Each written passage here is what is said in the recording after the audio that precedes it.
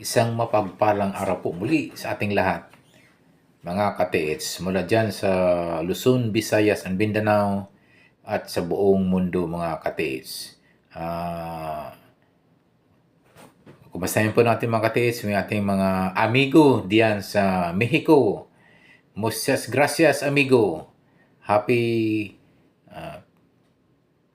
treasure mga amigo dyan sa inyong lugar sa Mexico. Okay mga ka-TH, meron po tayong isa pang picture na pinapadala ng ating kaibigang ka-TH upang ito'y nagpapatulong i-decode upang malukit po yung items po na kinalalagyan po itong markings nito. So ito po mga ka-TH ay itong napagandang marker nito, isang legit marker na mukhang hugis, anong hugis ito? Hugis isda mga ka-TH. Itong kanyang pagka-marker na pinadala po ng ating ka-TH na mula dyan sa Davao mga ka-TH. So tulungan po natin mga ka-TH na ito'y may decode. Sana po yung mga kasama pa nating ka-TH na pwedeng mag-decode, tumulong. Comments na po sa aking comment section mga ka-TH. Yung mga palang mga kung saan ipapadala po yung picture mga ka-TH, pwede nyo ipadala sa aking messenger, Alejandro Sanchez po. Yung mga nakano ko dyan mga ka-TH, naka-sunglass. Medyo may sunglasses po ako dyan. Yun yung piliin yung messenger mga ka-TH. Doon nyo ipadala po yung inyong mga picture na mga pwede nating i-decode at para matulungan po kayo pag-decode ng ating pang makasamahang ka-TH po na tutulong po sa decoding mga ka-TH. So ito po yung tuloy na po tayo sa ating pagdidecode. Ito po yung isang marker na hugis isda mga ka-TH.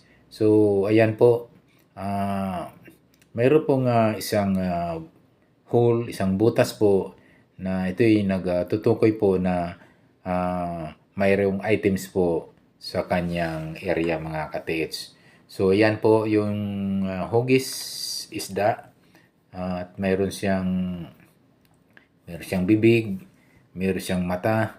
At ito kasi mga nakita ko mga ka-TH ay bukod sa kanyang mata, mayroon pang mga maliliit na dot na bilog na dalawa. So malapit dyan sa kanyang mata ay pwedeng nag-represent po yan mga ka-TH ng distance mga ka-TH. Pwedeng 1 meter, 2 meter distance away na possible po yung items na naroon mga ka-TH. So, harinawa po mga ka-TH ay ate pong tulungan po na may decode po itong pinadala po natin na somewhere in Davao, ang ating ka-TH na nagpadala ng hugis isdang marker nito mga ka-TH. So, napakagandang markers ito mga ka-TH dahil isang legit na marker ito mga ka-TH. So, ganito po yung mga ka-TH. I-check nyo po yung mismong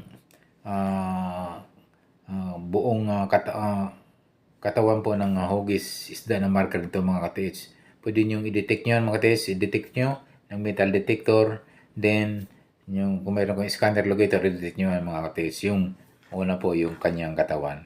Next mga ka-TH, yung pointing arrow mga ka-TH, ayan, nakaturo po dyan sa may south area.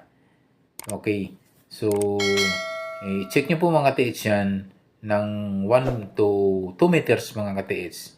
Pwede nyo i-detect, po ng metal detector or pwede nyo i-locate ng yung scanner locator nyo mga ka-TH. I-check nyo po yung pinakanguso ng isda mga ka-TH kung saan medyo naka-arrowhead siya, naka-pointing arrow na sa bandang south area mga ka-TH.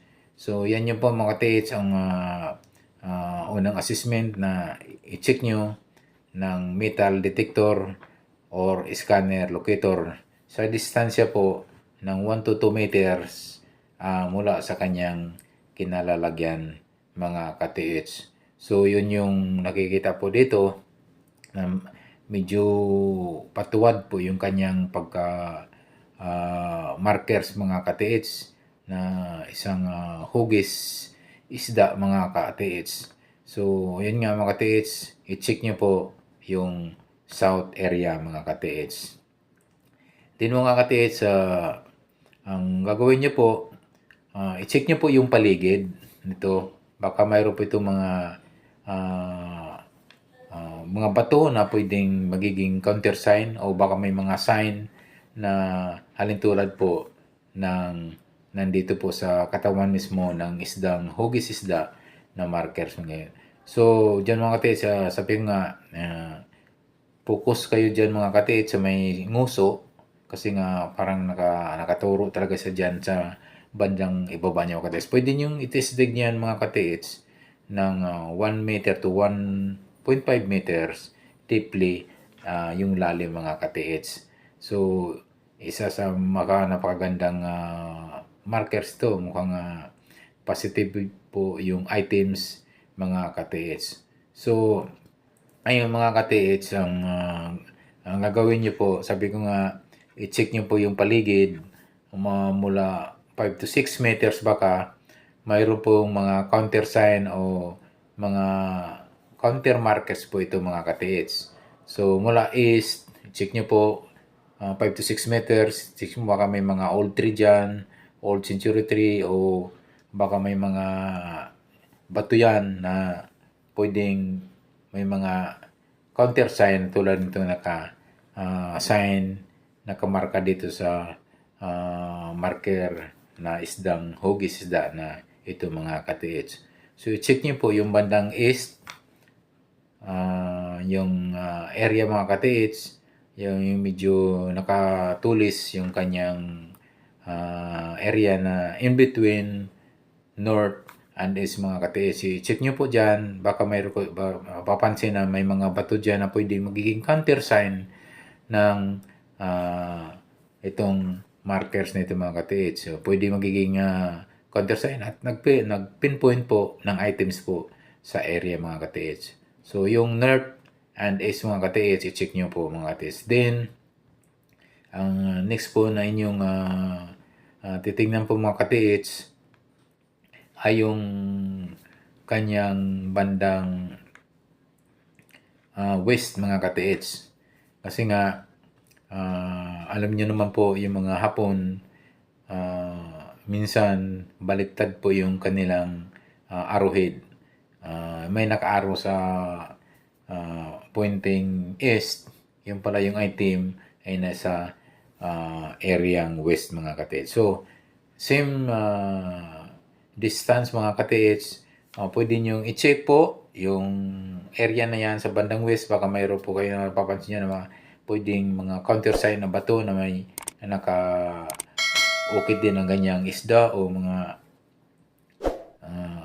kahalin tulad na sign po na naka-engrave po dyan sa mother markers mga katiits. So, i-check nyo rin mga katiits ha, baka may mga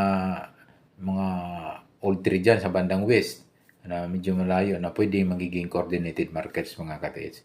So, hindi lang yung mga katiits, pwede nyo i-detect yan mga katiits yung buong katawan ng markers mga katiits, na stone markers na yan mga katiits. Kasi nga, minsan, hindi pala yan naglalayo yung item, kundi yung item na yan ay nasa under ng marker na hugis isda yung mga katiits. So, pwede nyo pong i-detect, pwede nyo i-scan or gamitan ng scanner locator or metal detector yung mismong katawan po ng isdang hugis na isda mga katiits.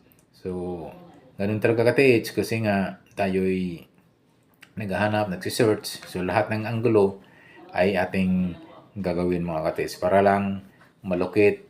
Ang ginaganda lang kasi mga katiits kapag meron tayong treasure hunting equipment, madali po malukit yung items, madali po, hindi po tayo mahirapan ng pagkuha ng items na yan. Not unlike, wala tayong gamit, tayo nagre-rely lang sa decoding. Sabi nga, ang decoding kasi mga katiits, ang pagbabasa ng mga sign and markers at hindi yan accurate mga ka-TH. Hindi talaga 100% yan na malukit po yung items kapag wala tayong gamit na pang treasure hunt like metal detector and scanner locator mga ka-TH.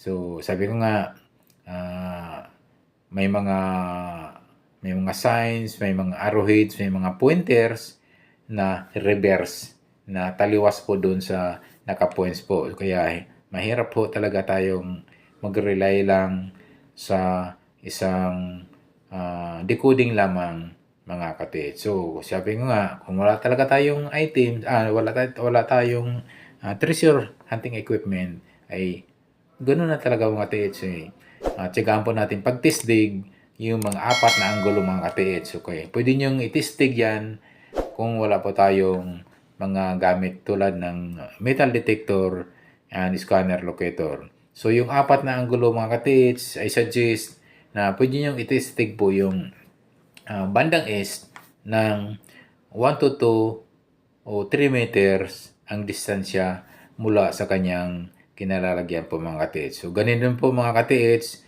yung bandang north, same distance, 1 to 3 meters, pwede nyo itistig yan ng 1 meter o 1.5 meters deep yung lalim mga ka-TH. As well as the west area mga ka-TH, ganun din po ang gagawin nyo po. Pwede kayo mag-testig yan ng 1 to 1.5 meters ang lalim sa distansya na 1 to 3 meters away mula sa kanyang markers mga ka-TH. Ganun din po yung kanyang south area mga ka-TH, ay pwede nyo din pong i-check yun po mga ka-TH. Okay. Maraming kapatid, sana po ay nakatulong po ako sa pag-decode sa inyong pinapadalang picture mga kapatid. Okay, thank you so much for watching. Yung mga bago pa lang sa aking YouTube channel, please don't forget to subscribe and don't forget to hit the notification bell button para update po kayo sa aking mga video pang ipapalabas. Muli, maraming salamat. God bless us always.